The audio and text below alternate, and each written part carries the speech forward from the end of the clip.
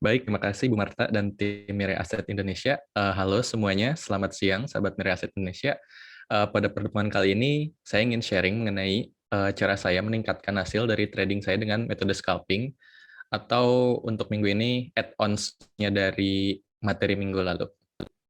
Next. Pertama-tama, disclaimer on terlebih dahulu bahwa semua yang saya sampaikan pada pertemuan kali ini merupakan pure sekedar sharing, tidak ada ajakan atau paksaan dari saya untuk mengikuti metode ini. Jadi, tolong difilter kembali dan disesuaikan dengan kondisi diri sendiri untuk trading plan-nya. Untuk yang pertama, yang saya lakukan adalah mengontrol psikologi diri sendiri, psikologis diri sendiri. Jadi, yaitu salah satunya dengan menjaga mood saya.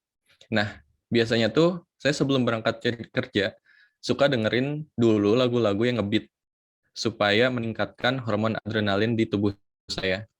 Jadi hasilnya, nanti pada saat trading itu bisa membuat saya jadi jauh lebih fokus untuk bertransaksinya. Nah, biasanya juga saya benar-benar menenangkan diri saya dari kondisi sekitar agar tidak mengganggu saya pada saat saya trading. Selanjutnya, saya selalu menenangkan diri saya dari hasil trading saya. Jadi kalau misalnya saya berhasil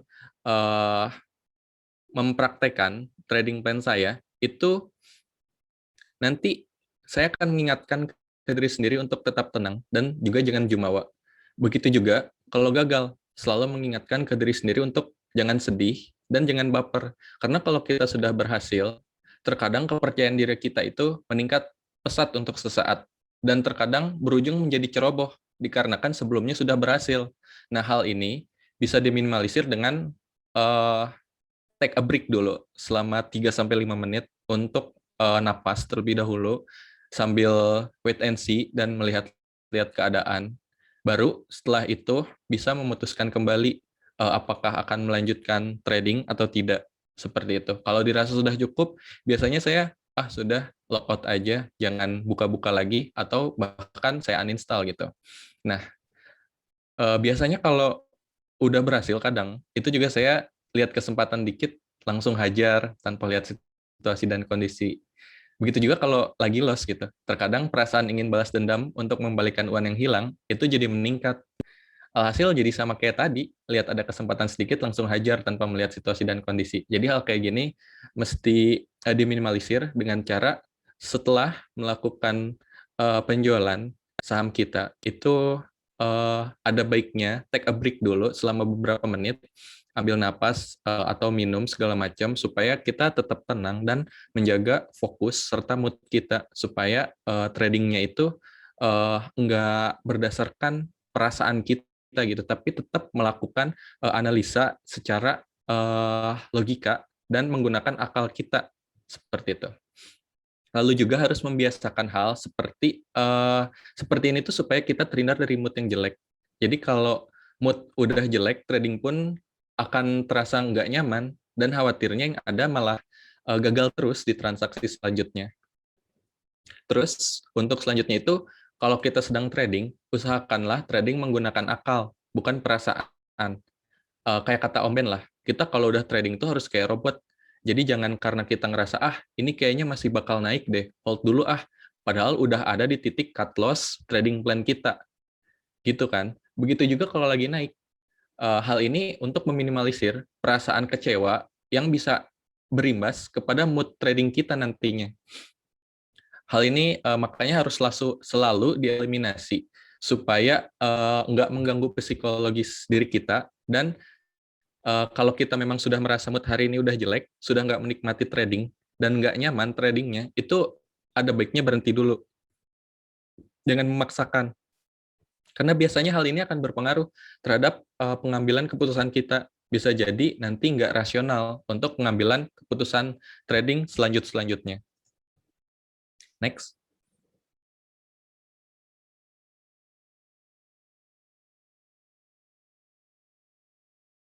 Nah, untuk yang kedua, disiplinkan diri kita sendiri dengan cara fokus hanya dengan trading plan kita. Salah satu hal yang penting dari fokus pada trading plan kita yaitu kalau misalnya kita lagi punya barang, dan udah ada di posisi yang seharusnya kita cut loss, itu jangan ditahan-tahan untuk menunggu supaya BEP atau bahkan naik dari harga kita.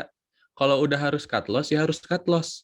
Beda sama profit, yang memang misalnya masih kita pantau, harganya masih naik, masih bolehlah ditahan sampai harganya itu susah naik. Nah, kalau cut loss itu udah benar-benar strict supaya selain untuk modal kita tidak tergerus lebih banyak. Jadi cut loss itu udah hukumnya wajib gitu kalau memang mau trading seperti itu. Nah, selain itu juga diperlukan filter noise dari luar. Contohnya itu kayak rekomendasi, ajakan, atau hasutan penjualan dari orang-orang yang katanya, ini broker ini udah jual banyak, broker ini udah jual banyak, ini nggak akan naik lagi, ini nggak akan, ini bakal kegocap. Kayak gitu-gitu tuh di grup maupun forum saham itu kadang bisa mempengaruhi trading plan kita. Makanya itu bakal membuat kita nggak fokus. Maka dari itu diperlukan untuk memfilternya agar noise-noise tersebut tuh tidak mempengaruhi trading plan kita. Seperti itu. Selanjutnya yang saya pelajari lainnya adalah hanya masuk pada saat fase naik. Nah, meskipun saham ARB terus-menerus nih misalnya, tapi kalau udah masuk momentum reversal dan memasuki fase naik, ya masuk. Jangan masuk pada saat fase turun. Meskipun kita melihat saham yang lagi naik belasan persen, tapi dia sedang mengalami fase penurunannya untuk sesaat. Jadi misalnya dalam 15 menit, 10 menit pertama dia lagi naik. Nah, kita baru mau masuk pada saat 5 menit terakhir. Padahal itu candle 5 menitannya lagi merah pekat sampai bawah. Nah, itu jangan jangan masuk saat-saat seperti itu. Jangan coba-coba masuk karena kita itu nggak tahu bottomnya di mana. Khawatirnya saat kita masuk, pas lagi fase turun, malahan turun terus. Begitu. Nah, biasanya untuk membantu poin nomor 4 tadi, misal kita mau masuk di saham yang lagi naik, naik lagi banyak, yang lagi naik banyak gitu, yang lagi naik belasan persen, tapi dia lagi ada di fase turun gitu. Tadinya udah 15%, tahu-tahu dia lagi ada di 8%. Nah, di situ biasanya saya wait and see dulu sampai harganya berhenti turun dan terjadi pembalikan arah menjadi fase naik.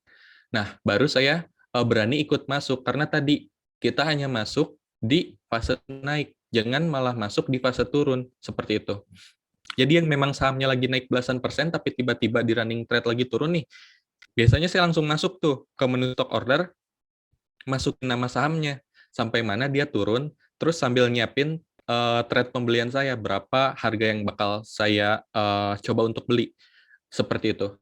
Sampai nyiapin trade pembelian tadi saya saat harga dia berhenti turun kayak gitu. Jadi pas dia udah turun nih lumayan dalam dari 15 menjadi 8 ke 6 gitu kan. Kadang dia tuh bakal sideways dulu beberapa candle 5 menitan. Nah, di situ biasanya saya liatin dulu sampai terjadi pembalikan arah baru saya berani masuk. Seperti itu. Next.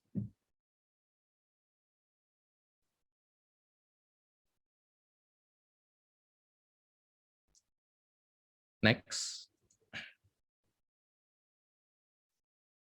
Nah, untuk yang terakhir, ini penting banget untuk menjaga konsistensi hasil trading kita dengan cara selalu mempelajari pola saham yang kita tradingkan. Dengan begini, kelamaan akan memudahkan kita gitu kalau akan transaksi di saham yang sama untuk kesekian kalinya dan menghindari diri kita ini dari risiko bantingan. Jadi seperti contohnya ini saya kasih contoh, jangan diikutin gitu. Ada saham ST. Nah, ini tuh saya pelajari selama beberapa minggu ke belakang. Itu dia itu kalau sedang dinaikkan, mesti bidnya dijaga terus dengan volume yang besar. 40.000, 40.000, 40.000, 40.000 terus naik, naik, naik. Tapi overnya juga diisi terus seiring kenaikan harga. Nah, tiba-tiba saat udah agak lama, dia nggak naik-naik, udah capek naiknya gitu, bidnya tuh langsung hilang semua, terus turun, dibanting gitu. Itu saham, itu pola pergerakan saham ST. Nah, di sini kenapa mempelajari pola itu penting? Supaya kita tuh nggak terjebak di kesalahan yang sama untuk kesekian kalinya. Dan juga untuk sebagai bahan pelajaran kita. karena kurang lebih kalau dalam satu saham itu pergerakannya A, itu untuk menaikkan saham-saham yang lain itu kurang lebih hampir mirip-mirip polanya gitu. Jadi kita bisa tahu kapan kita harus masuk, kapan kita harus jual, kurang lebih seperti itu. Nah, hal kayak tadi itu ngebantu kita di saat proses saham tersebut sedang dinaikkan. Jadi kita bisa melihat sudah seberapa besar kenaikannya, supaya meminimalisir risiko yang bisa kita dapatkan, seperti itu. Selanjutnya itu, dapatkan profit kecil-kecil, tidak apa-apa, asalkan bisa sering, gitu. Karena saya kan metode tradingnya scalping, dan biasanya itu memang tipis-tipis saja taking profitnya. Jadi ya cuma transaksinya itu diperbanyak. Jadi pindah-pindah setelah mendapatkan profit, terus lama-kelamaan profit yang kecil ini kalau sering didapatkan itu kan lama-lama akan menggulung dan akan menjadi semakin besar kan.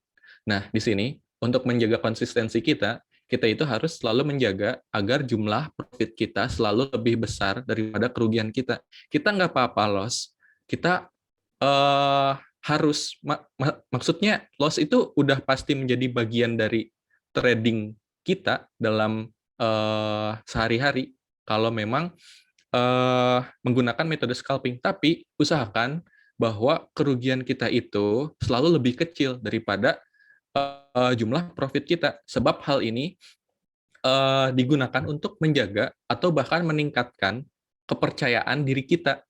Kalau kita bisa profit nih per hari, terus bisa menjaga loss kita lebih kecil dari profit kita, itu akan terdapat rasa percaya diri di dalam diri kita. Kita tuh jadi kayak, wah berarti analisa saya benar nih, analisa saya bisa masuk di saham ini. Kemungkinan besar kalau saya gunakan lagi di saham lainnya, itu kurang lebih akan sama seperti ini. Kayak gitu. Nah, hal ini juga kita harus melihat dari skala kecil dulu, dari hasil transaksi harian, ke hasil transaksi mingguan, sampai ke transaksi bulan, bahkan tahunan, gitu kan. Biasanya itu, saya selalu membandingkan hasil setiap jangka waktu tertentu untuk mereview baik dan buruknya ada di mana. Jadi, saya tuh selalu berkembang gitu, supaya saya nggak melakukan kesalahan yang sama di kemudian hari, makanya saya review setiap minggu biasanya. Saya review, saya masuk ke saham apa aja, berapa profit yang saya dapatkan minggu ini dibandingkan dengan minggu-minggu sebelumnya. Itu saya lihat, oh, saya banyak berhasil di saham-saham seperti ini. Nanti bisa saya lanjutkan untuk kemudian sehari, atau bisa saya tingkatkan seperti itu trading plan-nya. Nah, untuk yang terakhir itu, kalau memang mau scalping, itu harus mengasah pergerakan tangan supaya menjadi terbiasa. Untuk hal ini itu emang diperlukan banget kita lakukan dalam trading dengan metode scalping supaya tangan kita bisa semakin lincah untuk bertransaksi. Karena kan kalau scalping itu benar-benar pergerakannya sangat cepat, volatilitasnya sangat tinggi. Jadi pergerakan tangan itu memang diperlukan untuk meningkat, untuk diasah supaya tetap cepat gitu. Kita beli jual beli jual beli jual, pindah pindah pindah seperti itu. Apalagi kalau yang menggunakan aplikasi HOTS di PC itu kan agak ribet ya. Masukin jumlah lot, masukin jumlah uang yang ingin ditradingkan, masukin nama saham yang ingin ditradingkan. Seperti itu kayak bakal banyak waktu kalau kita bakal banyak waktu yang terbuang kalau kita tidak membiasakan tangan kita untuk trading dalam menggunakan metode scalping. Seperti itu.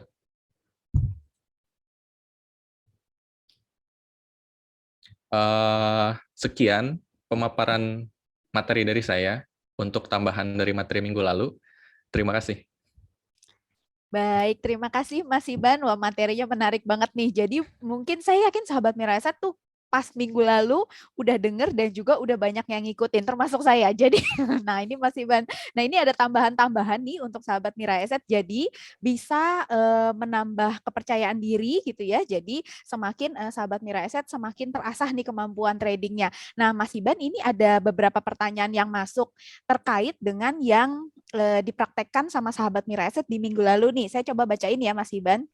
Baik, Bu. Nah, ini ada yang nanya Mas Iban. Jadi katanya di minggu lalu dia coba praktek, kemudian dapat nih Mas Iban setelah di screening dapat 6 saham katanya. Tapi kemudian, nah biasanya kalau misalnya kita udah dapat cukup banyak saham, nah ini gimana cara nentuinnya dari 6 ini satu yang kita mau pilih Mas Iban? Biasanya kalau saya pribadi, milihnya yang memang saya biasa tradingkan gitu. Hmm. Jadi kan dalam satu hari itu pasti saham-saham yang memang naik itu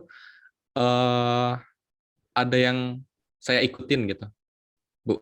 Nah, di situ saya lihat saham mana aja yang biasa saya ikutin, baru saya jadikan watchlist. Tapi saya jadikan watchlist dulu semuanya, tapi yang saya ikutin hanya saham-saham yang memang biasa saya tradingkan tadi. Karena saya udah tahu polanya, baik buruknya gimana di saham-saham tersebut, itu jadi saya ngerasa, oh kalau di sini saya bisa lebih mantep, bisa lebih percaya diri dibandingkan di sana. Seperti itu sih.